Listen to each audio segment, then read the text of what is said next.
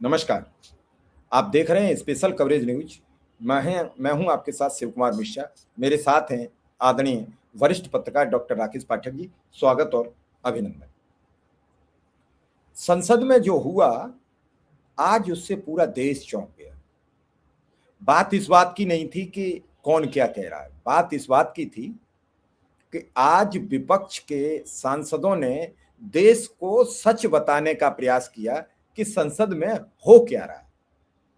कल ही जगदम्बिका पाल ने कहा, एक दिन पहले, कि 1 मिनट पर 2.5 लाख रुपया का खर्चा आता है।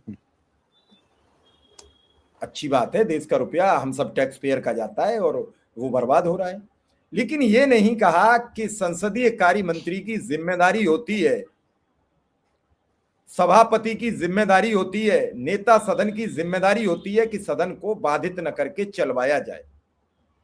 आज गौरव गोगोई ने कहा कि नेता प्रतिपक्ष को 20 बार आपने रोका, जिसमें रक्षा मंत्री थे, जिसमें गृह मंत्री थे, जिसमें संसदीय कार्य मंत्री थे और सभापति महोदय थे।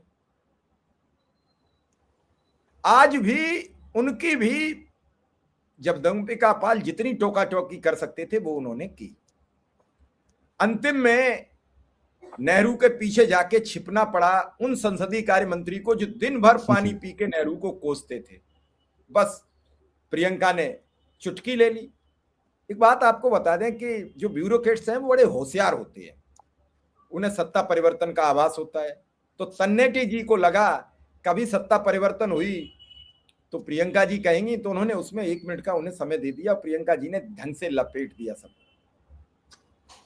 अब आप ये सोचिए कि सदन में जो होना चाहिए, सदन में बात होनी चाहिए ईरान पर, सदन में बात होनी चाहिए पेट्रोल डीजल की किल्लत पर, सदन में बात होनी चाहिए कि शाहरुख खान एक बांग्लादेश का खिलाड़ी खरीद लेते हैं तो पूरे देश का हिंदुत्व जाग जाता है, कैसे खरीद लिया, एक नामुराद ने, एक नामुराद मुसलमान खरीद लिया। आज भारत सरकार ने 5,000 टन डीजल तब भेज दिया बांग्लादेश जब हमारे यहाँ मात तेरे की दे तेरे की मची है, पेट्रोल पंपों पे लाइन लगी है, लोग भगदड़ मची है।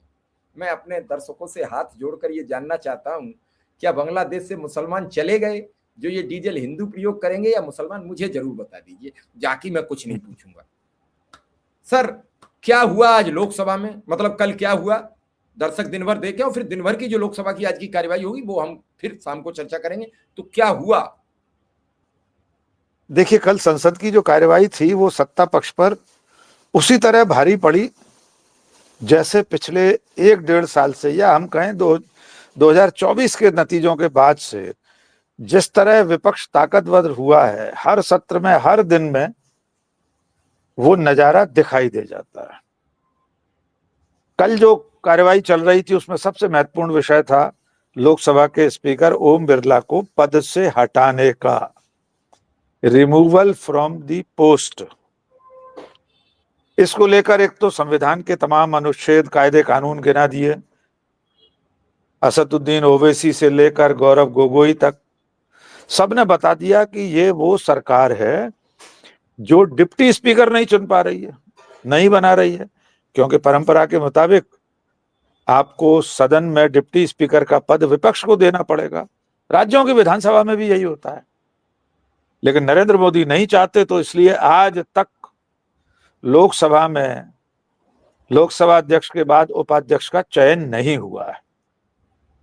अब वो उस तकनीकी पक्ष पर आते हैं कि चूंकि विपक्ष ने एक नोटिस दे रखा है कि ओम बिरला पक्षपातपूर्ण व्यवहार करते हैं, विपक्ष को बोलने नहीं देते, उन्होंने कई तरह से विपक्ष का अपमान किया है, उस पर अनर्गल आरोप लगाए, इसलिए उन्हें पद से हटाया जाए। ऐसी स्थिति में ओम बिरला ने कह दिया, जब तक इस प्रस्ताव पर चर्चा चल रही है मैं आसंदी पर नहीं बैठूंगा। बहुत अच्छी बात है, स्वागत किया जाना चाहिए, लेकिन सवाल यह है कि ओम बिरला तो नहीं बैठेंगे, लेकिन उस आसंदी पर जो लोग भी बैठेंगे, जो पैनल उन्होंने बना रखा है, वो भी तो उनके विवेकाधिकार से ही बना है। ओम बिरला ने ही तो तय किया है कि लोकसभा के इतने सारे सदस्यों में से कौन कौन बैठ सकता है उनकी अनुपस्थिति में, तो वे भी उनकी पसंद के लोग हो गए, संध्या राय हो, जगदम्बिका पाल हो, जो भी हो। अगर डिप्टी स्पीकर होता तो स्वयमेव अध्यक्ष के सारे अधिकार डिप्टी स्पीकर के पास होते, वो आसंदी पर बैठता और लोकसभा अध्यक्ष स्पीकर के खिलाफ पद से हटाए जाने की कार्यवाही संचालित होती। उसमें विपक्ष को एक निष्पक्ष भाव से अवसर मिलता आरोप प्रत्यारोप का। हम ये भी जानते हैं, विपक्ष भी जानता है, देश भी जानता है कि विपक्ष के पास वो संख्या नहीं है जिसकी दम पर वो स्पीकर को हटा सका। इसके बावजूद सरकार और लोकसभा अध्यक्ष इतने हैरान परेशान हैं क्योंकि वे जानते हैं कि ओम बिरला ने अब तक जिस तरह से काम किया है, जिस तरह अपनी भूमिका आसंदी पर बैठकर अदा की है, वो अध्यक्षीय आसंदी से निष्पक्ष भूमिका नहीं है। इसका एक आंकड़ा अभी आज कांग्रेस पार्टी ने जारी किया है, हम सोचते हैं इसे भी हमारे दर्शकों तक पहुंचा दें। ओम बिरला किस तरह विपक्ष के सांसदों को टारगेट बनाते हैं, उन्हें निपटाते हैं, सस्पेंड करते हैं, छोटे छोटे बहानों से बाहर कर देते हैं सदन से, इसका आंकड़ा है। यद्यपि उनके नाम वो ऐतिहासिक आंकड़ा भी दर्ज है, 125-150 सांसद एक बार में उन्होंने निलंबित किए थे, लेकिन यह आंकड़ा उससे भी ज्यादा चौंकाने वाला है। ओम बिरला, आपने एनडीए के 0% सांसदों को निलंबित किया है, यानी एक को भी नहीं। आज तक जब से वे लोकसभा अध्यक्ष हैं 100% यूपीए या इंडिया गठबंधन के ही सांसद निलंबित हुए हैं ओम बिरला के कर कमलों से। इससे पहले के लोकसभा अध्यक्षों का रवैया भी जान लीजिए, उससे अंदाजा लग जाएगा कि कितनी सेनामानी कर रहे हैं। देशी शब्द है सेनामानी, बच्चे जब खेलते ना, बेईमानी कर लेना। सुमित्रा महाजन, सुमित्रा ताई ने यूपीए इंडिया गठबंधन के 33% सांसदों को निलंबित किया था और अदर्स 67%। इसमें भी सत्ताधारी पार्टी के लोग नहीं है, फिर भी अनुपात कम से कम ऐसा है कि 100% वाला नहीं है। मीरा कुमार, इन्होंने अदर्स को, जो अन्य दल थे उनके सदस्यों को 30%, यूपीए और इंडिया गठबंधन के 70%। मीरा कुमार कांग्रेस की सांसद थी, कांग्रेस के खाते से ही लोकसभा अध्यक्ष बनी थी। सोमनाथ चटर्जी, यूपीए इंडिया गठबंधन 60%, पहले चूंकि यूपीए कहलाता था इसलिए ऑब्लिक यूपीए इंडिया, एनडीए गठबंधन के 40% सांसदों को। देखिए, अगर सबसे निष्पक्ष आंकड़ा देखा जाए तो वामपंथी दल के सोमनाथ चटर्जी का आएगा। आपने वो मीम देखे होंगे, एक हमारे मित्र हैं इंदौर के आलोक वाजपेयी, उनका एक छोटा सा मुश्किल से 20-22 सेकंड का एक वीडियो वायरल हो रहा है, पवन खेड़ा ने भी उसे साझा किया है। हम कोशिश करेंगे अपने दर्शकों को दिखाएं। माननीय सदस्य, जब इधर देखा तो पूरी 32 ही बाहर ओम बिरला की, ऐसी मुस्कान जैसे कोई प्रेमिका अपने प्रेमी को देख रही है या कोई प्रेमी अपनी प्रेमिका को देख रहा हो। और जैसे ही बाईं ओर मुड़े विपक्ष की तरफ, माननीय सदस्य एकदम यक्कू क्रूर सिंह वाले तेवर। वो चंद्रकांता संतति का खलनायक था ना, क्रूर सिंह। तो ये ओम बिरला अध्यक्ष की आसंदी पर बैठकर दरअसल में ट्रेजरी बेंच के हितैषी बनकर, उसके स्पीकर बनकर, वो भोंपू, हिज मास्टर्स वॉइस वाला, उसके भोंपू बनकर बैठे हुए थे कुर्सी पर। विपक्ष के नेता को न बोलने दे रहे आप, नेता प्रतिपक्ष को बोलने की इजाजत नहीं दे रहे। पिछले 2-3 सत्रों से हम देख रहे हैं। और क्या गुनाह कर रहा था नेता प्रतिपक्ष? जनरल नरवणे की किताब की 4 लाइनें पढ़ना चाहते थे, आपने रोक दिया। उसके बाद तो पूरी दुनिया ने पढ़ ली। बोलने देते 2 मिनट में राहुल गांधी 4 लाइनें पढ़कर आगे बढ़ जाते। आप जब विपक्ष के सांसद अपने हिस्से का समय नेता प्रतिपक्ष को देने को तैयार है, ये परंपरा है, सामान्य सी बात है। अगर कोई सदस्य ये कह दे कि मेरा समय, मेरे हिस्से का समय आप फलां सांसद को दे सकते हैं, नेता प्रतिपक्ष हमारे हिस्से का 10 मिनट ले लें, तब भी स्पीकर की आसंदी पर बैठे लोगों ने अवसर नहीं दिया। फिर हुआ क्या?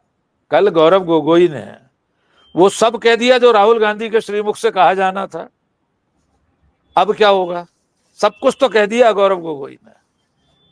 और कल प्रियंका गांधी के तेवर वे भी कम नहीं थे। उन्होंने कह दिया वो पुष्पा वाला डायलॉग, मेरा भाई 12 साल से अकेला आदमी है, न झुका है न झुकेगा। मुद्दों की बात करने के लिए प्रियंका गांधी ने ललकारा है सत्ता पक्ष, भीतर और बाहर भी।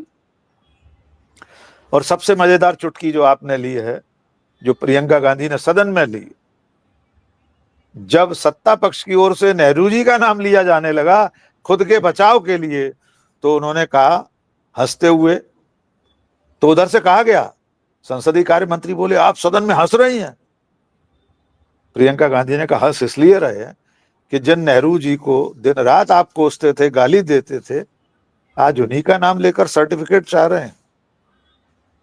तो मैं समझता हूं कि अभी तो ये होली की छुट्टी के बाद के सत्र का दूसरा तीसरा दिन था कल, आगे हर दिन भारी पड़ेगा।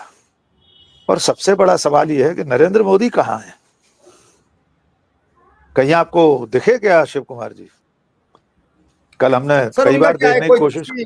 नहीं, अब नवदुर्गा आ रहे हैं तो किसी गुफा में भी जा सकते हैं, और बंगाल में चुनाव है, बंगाल में काली माँ की बड़ी पूजा होती है, तमिलनाडु में भी बड़ी धार्मिक व्यवस्थाएं अभी चल रही हैं, तो हो सकता है कहीं गुफा में जा गए हों और अपना ध्यान मग्न हो गए हों, कोई जरूरी नहीं है। वो बड़े पता नहीं ध्यान के लिए गए, हाँ ध्यान के लिए गए हैं, या हो सकता है कि संसद पर वहीं से बात कर रहे हो और आप और हम समझ ही नहीं पा रहे हो।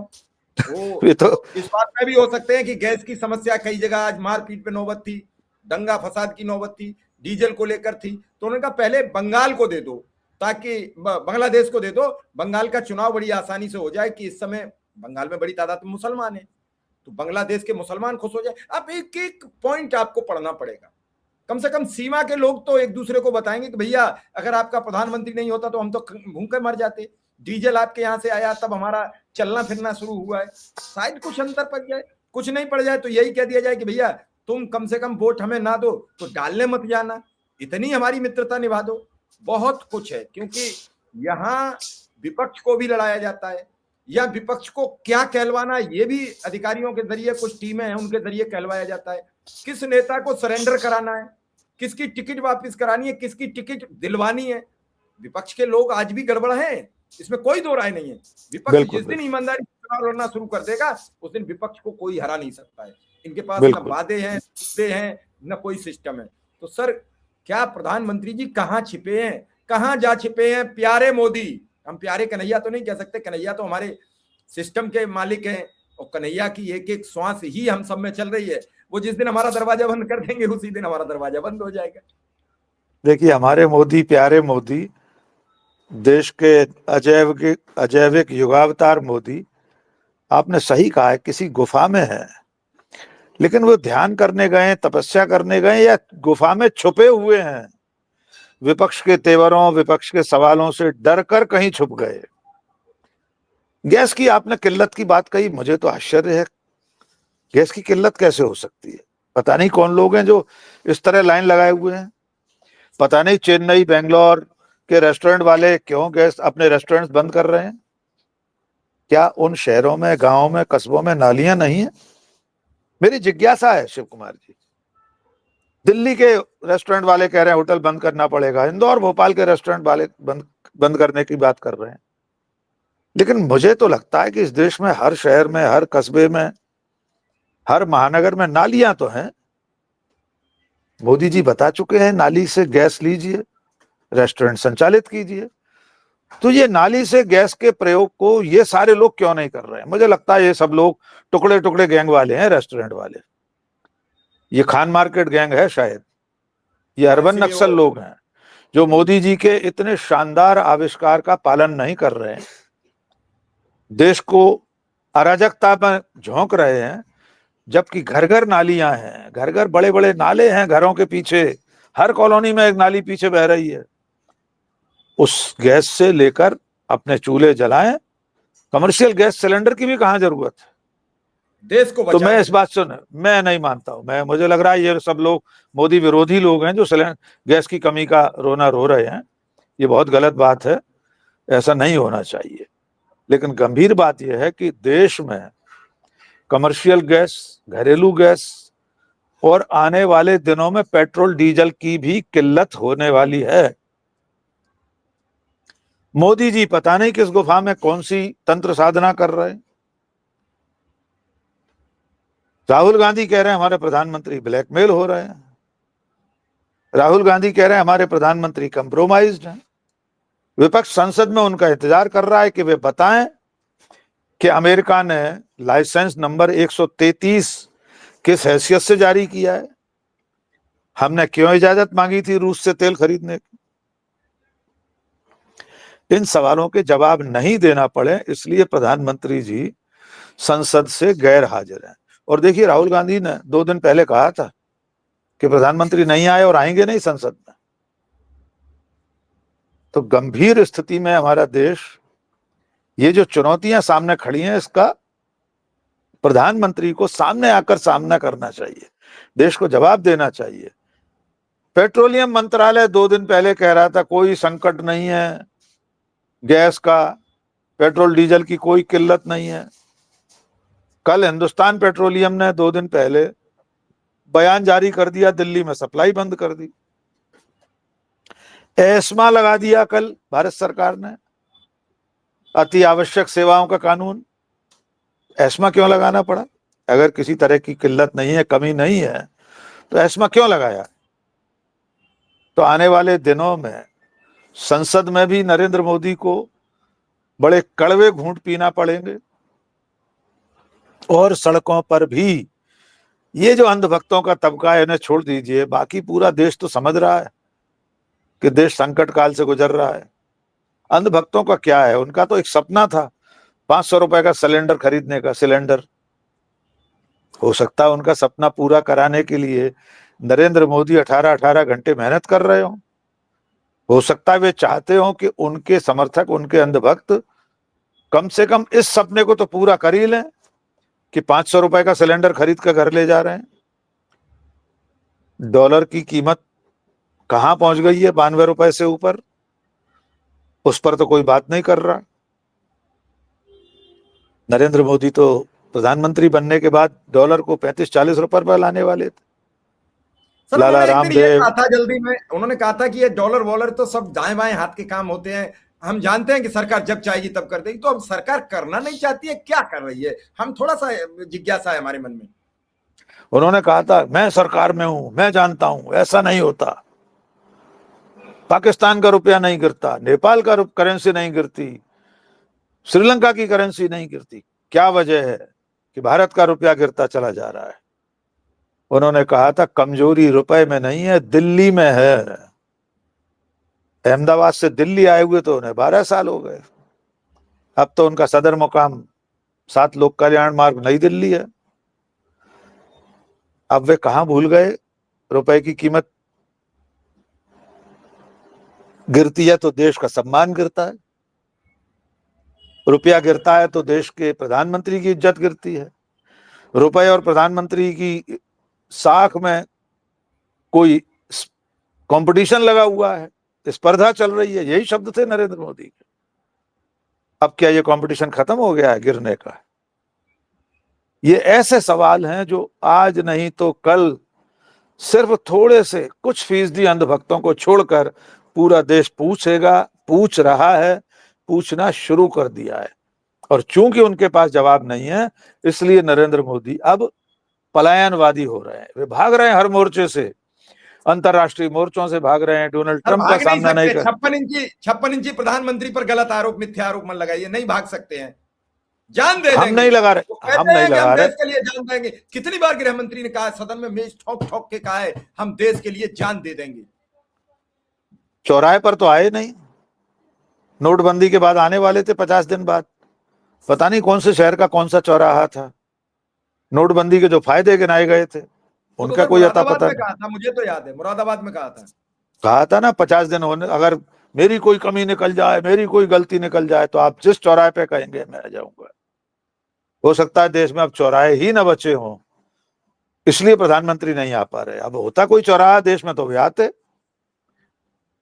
इसलिए मेरा मानना यह है कि सर प्रधानमंत्री एक और इस बड़ी वक्त, खबर आ गई है अभी अभी अभी बताइए बताइए। बड़ी खबर ये आ गई है कि 399 रुपया डोमेस्टिक हवाई किराया बढ़ गया है। बहुत बढ़िया, बहुत बढ़िया। अभी देखिए एविएशन फ्यूल भी महंगा होगा। अभी पेट्रोल और डीजल की कीमतों को सरकार कब तक इस तरह अंकुश में रखेगी? जब क्रूड ऑयल की कीमतें आसमान से बातें करेंगी तो फिर हमें घरेलू बाजार में भी तेल की कीमतें, पेट्रोल डीजल की कीमतें बढ़ाना पड़ेगी। और इसमें एक दूसरा पहलू भी है। रूस ने तो कह दिया कि अब आपको कंसेशनल रेट पर, रियायती दरों पर, घटी दरों पर तेल नहीं मिलेगा। अब तो आप बाजार भाव से खरीदिए। दोस्ती अपनी जगह थी, धंधा अब अपनी जगह है। और मैं जब आपका आप, विरोध करता हूं, मैं आपकी बात का विरोध करता हूं।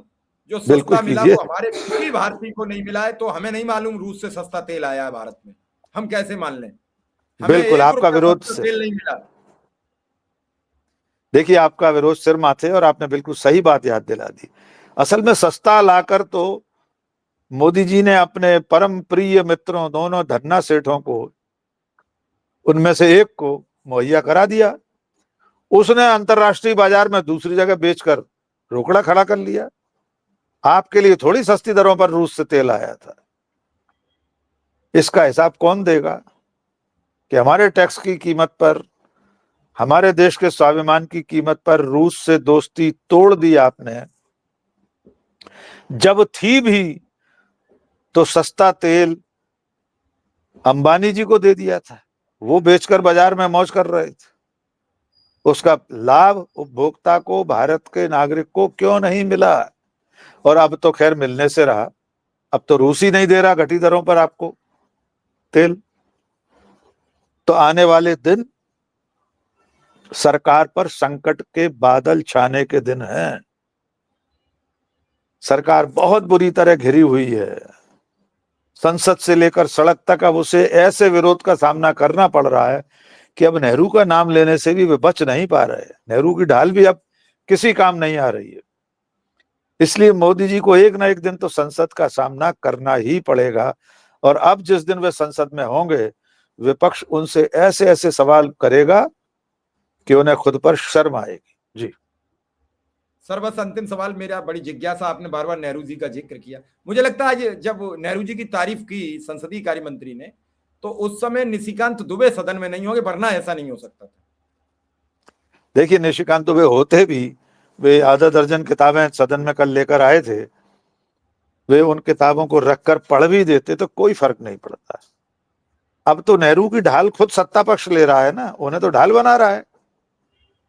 वैसे भी नेहरू नेहरू गांधी का बाल बांका नहीं हो सकता। निशिकांत दुबे जैसे एक सहस्त्र लोग पैदा हो जाएं, करोड़ों निशिकांत बन जाएं, तब भी गांधी नेहरू का बाल बांका नहीं कर सकते। इसलिए मैं बार बार कहता हूं, नरेंद्र मोदी को अपने कामों से साबित करना था खुद को। 12 साल हो गए कांग्रेस को कोसते कोसते, नेहरू की आलोचना करते करते। खुद क्या किया ये तो बताओ। वैसे ही बैठा बनिया शेर बांट तौले, 12 साल ऐसे ही शेर बांट तौलते हुए निकाल दिए। जी शिव कुमार। चलिए सर, अब देखेंगे कल से बाट कौन तोलेगा, क्योंकि संसद में तो हंगामा मचा हुआ है, प्रियंका घेर रही हैं। और आज आपने पूरी स्पीच सुनी होगी निश्चित, क्योंकि आप बड़ी तल्लीनता से बात सुनते हैं।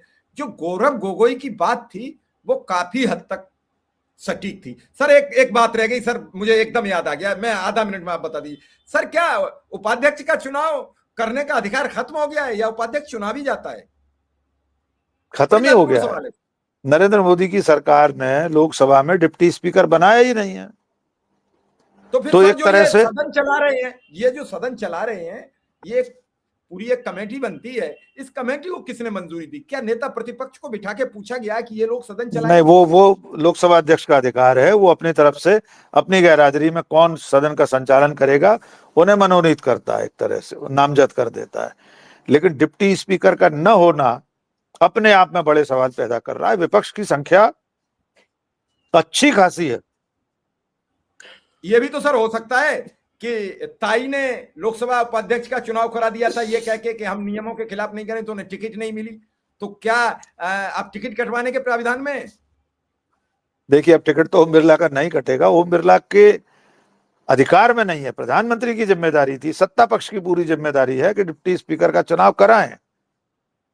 लोकसभा अध्यक्ष उसकी प्रक्रिया का पालन करते, लेकिन वे जानते हैं कि अगर विपक्ष का एक आदमी नंबर 2 बनकर आ गया सदन में तो फिर दिक्कत हो जाएगी, फिर वो जो माइक म्यूट करने वाली उंगली है वो किसी और के हाथ की होगी, और वो माइक म्यूट उस तरह नहीं करेगा जैसे ओम बिरला करते रहे। जी चलिए सर, माइक का खेल है ये सब, जो आपकी बात हम समझे कि माइक बंद करने का अधिकार नरेंद्र मोदी किसी को देना नहीं चाहते हैं, ताकि विपक्ष अपनी बात न कह सके। वो न पूछ पाए कि एपिस्टीन फाइल का क्या मतलब है, वो न पूछ पाए कि नरवाड़े की किताब क्यों नहीं पढ़ने दोगे, वो न पूछ पाए कि ईरान से आपने शोक संवेदना क्यों ना व्यक्त की, वो न पूछ पाए कि अमेरिका से आपने ट्रेड डील क्यों की, वो न पूछ पाए कि इजराइल आप क्यों गए थे जब इजराइल का प्रधानमंत्री अंतरराष्ट्रीय अपराधी साबित हो चुका हो, और आप इन सभी बातों का जवाब सदन में ना दो। इसलिए वो नहीं चाहते हैं डिप्टी स्पीकर का चुनाव हो जो विपक्ष को मिल जाए और विपक्ष को कहने का मौका मिल जाए। सर, आपने समय दिया, इसके लिए आपका बहुत बहुत आभार, बहुत बहुत धन्यवाद।